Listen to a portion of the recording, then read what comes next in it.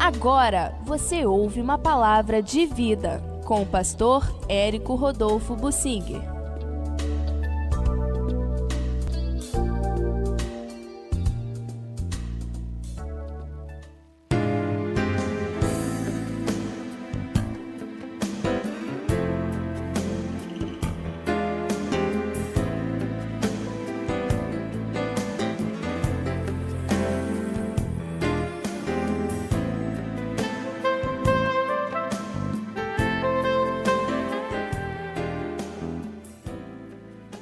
Saul caiu diante do desafio dos sentimentos. Vou procurar esclarecer esta luta, esse desafio que ele passou e que nós também passamos. Quando alguém vem a nós e pede, pastor, ora pela minha vida sentimental. É um jargão que está por aí, vida sentimental. Quem está bem, equilibrado, com família direitinha, a pessoa é amadurecida, a gente costuma não ligar para isso, às vezes até rir. Acha graça da luta da pessoa com a vida sentimental. Mas acontece que todos nós temos alma. Os sentimentos fazem parte da alma e eles mexem conosco e às vezes são fortes, extremamente fortes. Muitos sentimentos levam à morte. Pessoas estão tentando suicídio, muitas, inclusive crentes, obreiros e pastores. Muitos estão pressionados pelos sentimentos numa convicção, claro que é instigada por Satanás, mas numa convicção de que eles não vão conseguir vencer os sentimentos e então eles atentam contra a vida. E como diz o reverendo Paulo de Tarso, todo suicida não pensa em morrer, ele pensa em aliviar a dor, ele pensa que com a morte ele vai aliviar aquela dor sentimental. Os sentimentos são muito fortes e mexem com a gente e, por vezes, eles conformam as nossas bases, estruturas e decisões. Os sentimentos estão influenciando nossas decisões.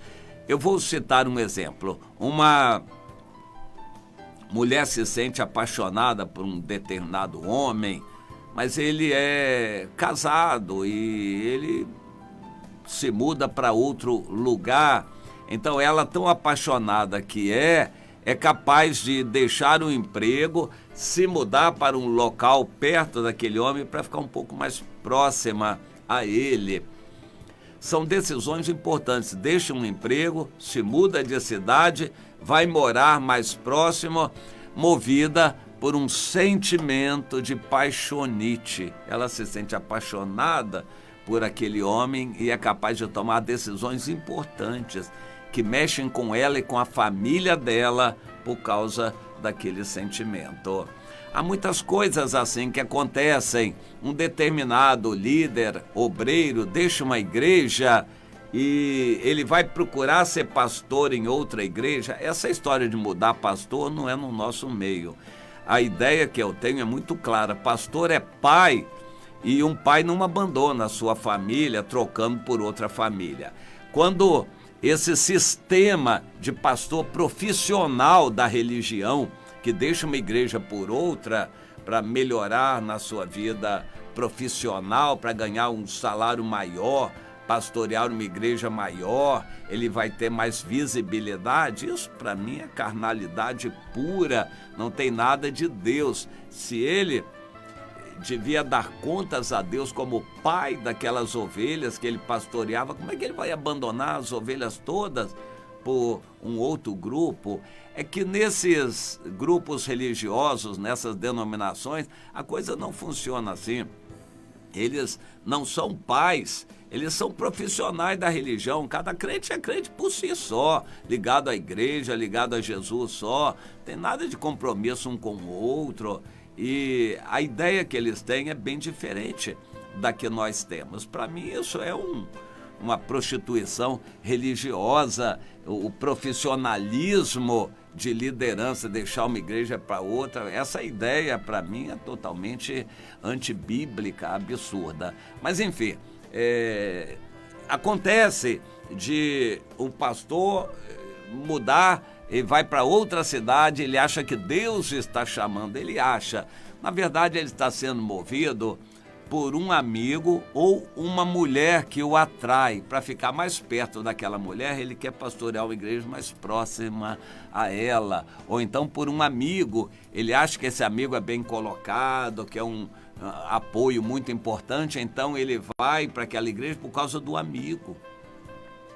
Alguém me disse, um pastor, que há um princípio aí deve ser de sociologia, que diz que numa igreja uma pessoa fica e permanece se tiver 3 amigos fortes nessa igreja. 3 pessoas numa igreja seguram alguém. Tudo mais pode ser ruim. A doutrina, o pastor, a liderança da igreja, o ambiente da igreja, a distância do templo, as reuniões. A pessoa vence tudo isso se ela tiver 3 amigos ou amigas que apoiem fortemente. A pessoa fica por causa dos amigos. Alguém fica na igreja por causa de 3 amigos. Não é propriamente direção de Deus ou coisa desse tipo. Ele entende que é direção de Deus, mas porque tem 3 amigos. Ou seja, eu quero mostrar que sentimentos conformam muitas decisões importantes na vida. O rei Saul, no capítulo 18 de 1 Samuel, estava no início do seu reinado, uma época de grandes vitórias, e o filho dele, Jonatas, tinha feito aliança com Davi. Davi era comandante de tropas, e por onde quer que Davi andava, Saul o enviava com missões importantes, e Davi se conduzia com prudência, de forma que Saul ficou alegre e o colocou sobre tropas do seu exército. Ele era benquisto de todos. O exército de Saul era vitorioso por onde quer que andava. Era uma época maravilhosa, um clima de sucesso, o fortalecimento do reino. E aí o Saul se animou a ir lutar contra os filisteus, seus arqui-inimigos, e ele foi naquela guerra e mandou o Davi à frente, e o exército foi vencedor. Davi fez grandes realizações militares, e quando Davi voltou, houve um movimento popular para receber a tropa de Davi, e as mulheres então se alegrando na rua, cantando e louvando com instrumentos de música. Elas se alegravam e cantando alternadamente diziam: Saul feriu seus milhares, porém Davi seus 10 milhares. Então Saul se indignou muito, pois essas palavras lhe desagradaram em extremo. E ele disse: 10 milhares deram elas a Davi, e a mim somente milhares. Na verdade, que lhe falta, senão o reino? Daquele dia em diante, Saul não via Davi com bons olhos. E mudou toda a história de Saul e a história de Israel. E muita coisa mudou depois daquele quadro. As mulheres louvando mais a Davi do que Saul. O Saul poderia ficar muito alegre com aquilo. Ele tinha prometido dar a sua filha Merabe por esposa a Davi. Estava esperando. E por causa disso ele disse, não, eu não vou dar essa honra toda para ele, não. Uma filha minha, talvez a filha primogênita, vai se casar com ele vai ser mais importante ainda, vai ficar ligado a minha família. Daqui a pouco ele toma o reino, ele vai ser rei no meu lugar. E deu a filha Merabe para outro, esqueceu a promessa que tinha feito de dá-la a Davi. Não sei se Davi não gostava dela, não fazia questão, Davi nem estava contando com aquilo e também não ligou muito. Não sabemos se Davi ficou ressentido ou não. O fato é que a Bíblia não diz sobre a atitude de Davi quando Saul lhe negou a filha Merabe que tinha prometido dar por esposa. O Saul negou a filha, o Davi, a Bíblia não traz sobre a reação dele, ele continuou o caminho dele. Era muito novo na idade. Davi tinha bem menos de 20 anos de idade e seguiu o seu caminho, e liderando soldados, fazendo entradas e saídas militares. Ele estava muito preocupado com isto e Deus o abençoava em tudo que fazia, até que a história mudou mais ainda, porque a filha Mical, a filha mais nova, começou a se interessar por Davi. E o Saul pensou, essa sim, essa daí é muito esperta, é sem vergonha, essa aí vai derrubar o Davi, essa aí eu deixo casar com ele. Pois é, e o Saul, a partir daí, tudo que fazia era movido por sentimentos, mas sentimentos vis e ruins de querer eliminar a Davi, matar a Davi, sentimento de inveja, sentimentos ruins. E a Bíblia diz que aqueles sentimentos eram trazidos por Satanás, um espírito maligno vinha sobre o rei Saul trazendo aqueles sentimentos. A vida dele, as decisões governamentais, tudo ficou dirigido por esses sentimentos ruins. Eu quero trazer isso como um alerta para você. Meu irmão, você examina a sua alma diante do Senhor. A sua vida é clara, é transparente diante do Senhor. Você guarda uma paixão escondida no seu coração, às vezes até pecaminosa, que você não quer deixar. Porque você não quer deixar essa paixão, você segue a Deus pela metade. Você segue a Deus desde que não mexa com aquela sua paixão escondida, que você não quer deixar. Se você não quer entregar tudo, não vai poder ser totalmente do Senhor. O Saul poderia ter uma história totalmente diferente.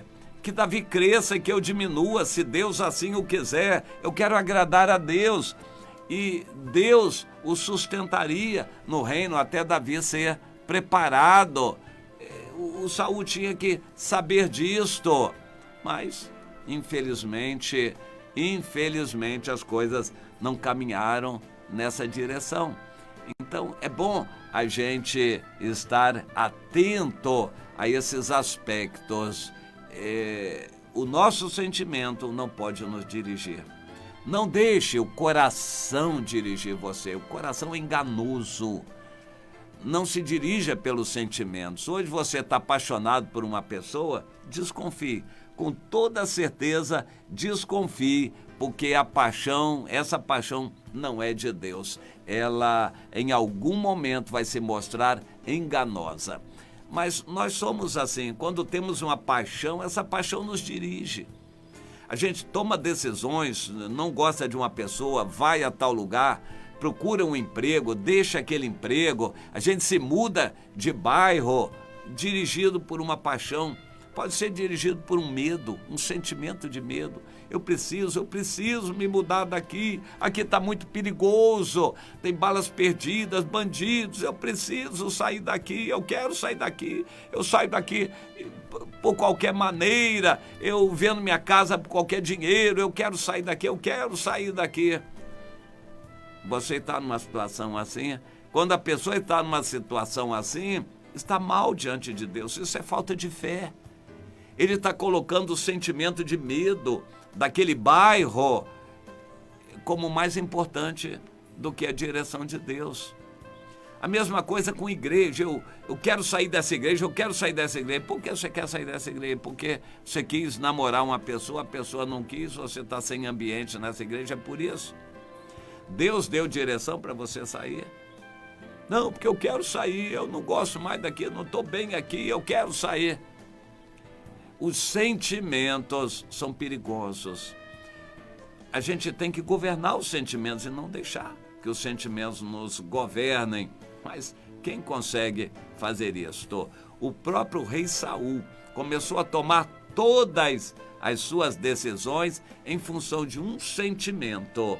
Todas as decisões do governo eram tomadas em função de não deixar Davi crescer, porque Davi era um concorrente em potencial ao reino e Saul, com inveja, não podia deixar o Davi crescer. E isso norteou a vida inteira de Saul dali por diante. Eu gostaria que você considerasse isso, porque quem age dessa maneira não age por Deus, é claro. Deus é Deus. Fazer a vontade de Deus é bom. A vontade de Deus é agradável. Mas você tem que negar o seu eu. Você tem que negar tudo, todo o seu eu. Eu me lembro que quando eu vim para o Rio de Janeiro, há mais de 50 anos atrás, quando jovem ainda para estudar, eu vim de passagem, eu nunca gostei do Rio de Janeiro, eu odiava o Rio de Janeiro e eu queria ir para São Paulo, ir de São Paulo para o exterior, queria ser um cientista, uma pessoa dedicada às ciências, e esse era o meu coração. Mas acontece que eu fui para um acampamento, Deus falou comigo, eu entreguei tudo ao Senhor, e Deus disse, vai lá para o Rio, é lá que eu quero você.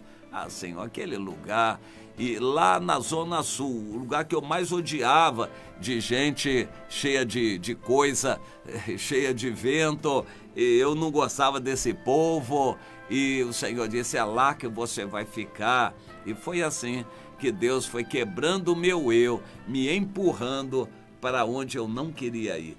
Várias decisões importantes na minha vida foram tomadas assim. Deus me empurrou contra a minha vontade. E com o passar do tempo eu fui ver que era o melhor. Aquela vontade de Deus que não era minha. Na época não era mesmo, mas veio a se mostrar como a melhor coisa que eu podia fazer.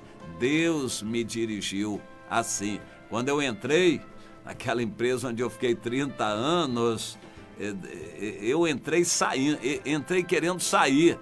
Foi assim, eu entrei querendo sair. E Deus disse, fica lá, é lá que eu quero você, você vai aprender muito lá e eu tenho ali muita coisa para você fazer. Fiquei 30 anos, mas eu já assinei os papéis querendo já sair, pois foi assim que Deus fez, contra a minha vontade, e Ele veio me mostrar que isso foi o melhor. Pois é, a vontade de Deus é o melhor, mas os nossos sentimentos normalmente confrontam a vontade de Deus. Ou você se dirige pelos seus sentimentos, ou você vai obedecer à vontade de Deus. Você pode dizer que é uma pessoa obediente, ou tem algum sentimento que norteia suas decisões. Você tem mágoa de uma pessoa e você não quer passar perto daquela pessoa, você odeia aquela pessoa, você não gosta e quer ficar longe daquela pessoa. É isso que norteia suas decisões. Você tem alguma mágoa guardada ou alguma paixão aí no fundo do seu coração. Bote isso para fora. A vontade de Deus é o melhor. A nossa vontade é enganosa.